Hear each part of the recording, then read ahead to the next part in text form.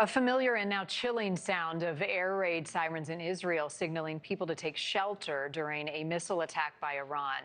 It has become a daily reality for people in Israel, and that includes many Americans who are there.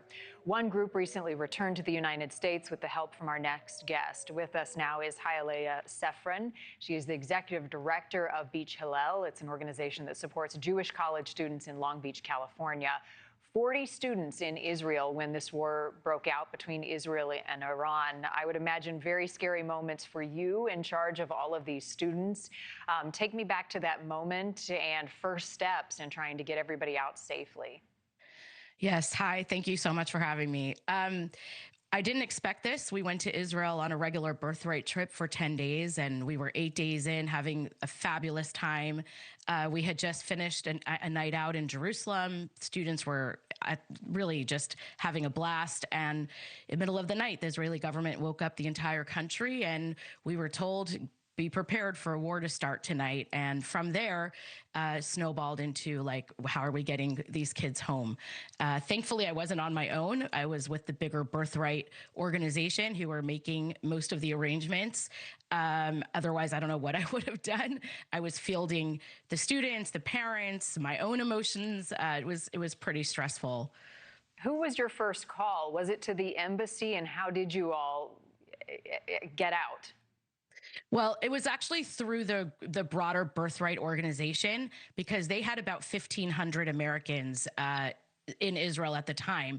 And so the embassy wouldn't have been able to help me personally with my group, but we went along with the rest of the 1,500 Birthright participants who were in Israel. And it took a few days. We were there till we left Israel Tuesday morning on a cruise ship, actually out of the port of Ashdod, which then took this big group of 1,500 people to Larnaca, Cyprus. And from there, we were supposed to get on 4 planes that somehow Ron DeSantis was involved, and the embassy, that didn't exactly turn out the way it was supposed to. Only one of the 4 planes showed up. So the rest of the group, including mine, were left in Cyprus for a few days until we were able to figure out how to get from Cyprus home. And what was your message to the students through all of this? I would imagine there was some fear and uncertainty. I mean, the pictures look as though, at times you guys are on vacation, but I know it didn't feel like that. Definitely not. I mean, in the shelters, we were basically going 2 or 3 times a night for 5 nights in a row. And there was a lot of fear, a lot of the unknown. People were spreading rumors, they were reading things online. So my role was really just to keep everyone calm. We spent time in the bomb shelter singing and having fun. We bought games in. Once we got we got used to it, which I can't even believe I'm saying that I got used to being in a bomb shelter. But after a few nights, it became more routine. And we would just try our best to drown out the noise outside. The sirens are really scary. And then you hear the explosions over your head. It's terrifying, actually.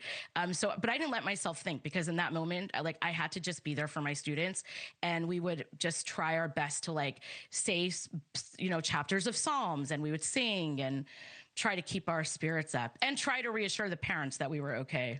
Glad everybody is home safe now. And I think this trip probably took on a whole new meaning, given the struggles that those in Israel have faced as you guys are on this journey of birthright citizenship. ChayaLeah, thank you so much. Right. Good to talk to you. Thank you. Thank you for watching. Subscribe below and download our NewsNation app right now on your phone, and you will get fact-based, unbiased news for all Americans.